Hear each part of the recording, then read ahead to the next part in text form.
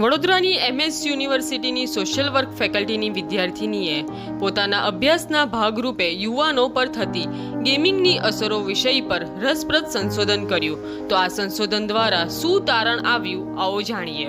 Research કર્યું હતું જેનો મુખ્ય વિષય હતો influence of video game on youth, એટલે કે યુવાનો ઉપર વિડીયો ગેમની અસર.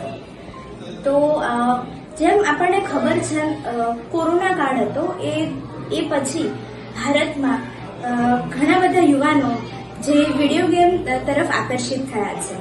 તો અમુક રિપોર્ટના અનુસાર 2020માં 7.2 બિલિયન જેવા નવા યુઝર્સ હતા જેઓએ મોબાઈલ ગેમિંગ ડાઉનલોડ કરી છે.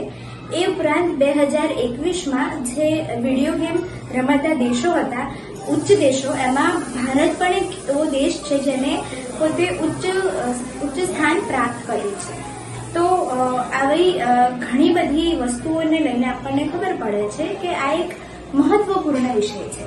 તો આ કારણે હું મારા રિસર્ચ વર્ક માટે આ વિષય પસંદ કર્યો.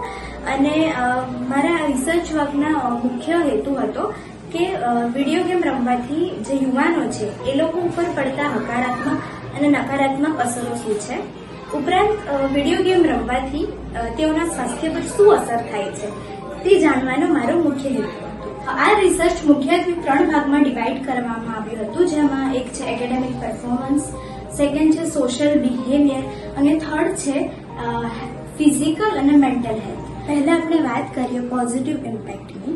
તો વિડીયો ગેમ રમવાથી ઘણા બધા ફાયદા થાય છે. ક્વિક ડિસિઝન મેકિંગ, એટલે કે તરત નિર્ણય લેવાની ક્ષમતા જે યુવાનો છે જે વિડીયો ગેમ રમે છે તે લોકોમાં વધે છે.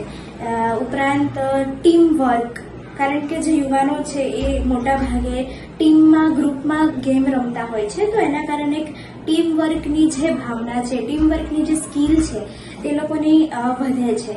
ઘણા રિસર્ચ દરમિયાન ઘણા યુવાનો જણાવે છે કે તેઓ વિડીયો ગેમના માધ્યમથી ઘણી બધી નવી લેંગ્વેજ શીખી રહ્યા છે. ઘણા એવા વિદ્યાર્થીઓ જે ફક્ત ગુજરાતી અથવા હિન્દી જાણે છે તેઓ પણ જણાવે છે કે વિડીયો ગેમ રમવાથી તે લોકો અંગ્રેજીના ઘણા અમુક વર્ડ્સ જે એ લોકો માટે નવા છે તે લોકોને જાણવા મળે છે.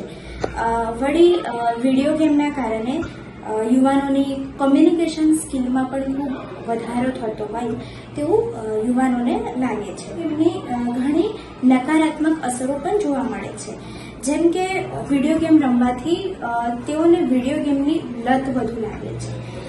એવું માનવામાં આવે છે કે વિડીયો ગેમ રમવાથી જ્યારે યુવાનો વિડીયો ગેમને જીતે છે ત્યારે એ લોકોની બોડીમાં ડોપામાઇન કેમિકલ જે હોય છે, જે કહી શકાય હેપી હોર્મોન, જે રિલીઝ થાય છે, તેના કારણે એ લોકોને એ વસ્તુ વારે ઘડીએ કરવાનું મન થાય છે. આથી તેઓને વિડીયો ગેમની લત લાગેલી હોય છે. તો વિડીયો ગેમની લતના કારણે ઘણા બધા ગેરફાયદા પણ થાય છે.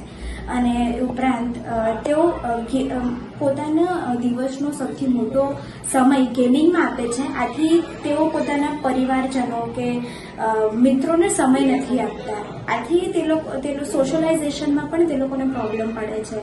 વળી સ્વાસ્થ્યની વાત લઈએ તો તે લોકો એમની ઊંઘમાં પણ ગડબડી જોવા મળે છે. તે લોકોને પૂરતી ઊંઘ નથી મળતી. આખી રાત અને દિવસમાં બેસીને તે લોકો વિડીયો ગેમ રમ્યા કરે છે. આથી તે લોકો પોતાની શરીરને આરામ નથી આપી શકતા. આ કારણે તેઓને માથું દુખે છે, વળી આંખોમાં પ્રોબ્લેમ થાય છે. અને ઘણી વખત યુવાનો જણાવતા હોય છે કે વિડીયો ગેમને લઈને ક્યારેક વિડીયો ગેમનું સેશન પત્યા પછી તેઓને એવો અનુભવ થાય છે કે તેઓ હજી પણ વાસ્તવિક જે દુનિયા છે અને ગેમિંગની દુનિયા છે એ લોકો વચ્ચે તફાવત નથી કરી શકતા. તેઓને જે વાસ્તવિક દુનિયા છે એ પણ ગેમિંગની દુનિયા જ લાગે છે. અને ઘણા જે યુવાનો છે એઓમાં એગ્રેશન, એટલે કે ગેમિંગના એક સેશન પત્યા પછી ગુસ્સો પણ વધારે આવતો હોય છે. ગેમિંગમાં તેઓ એકબીજાને શૂટ કરતા હોય છે, કિલ કરતા હોય છે. એના કારણે તેઓની અંદર ગુસ્સો વધે છે. તો આવા ઘણા બધા જે એના ગેરફાયદા છે એ વિશે પણ મને જાણવા મળે.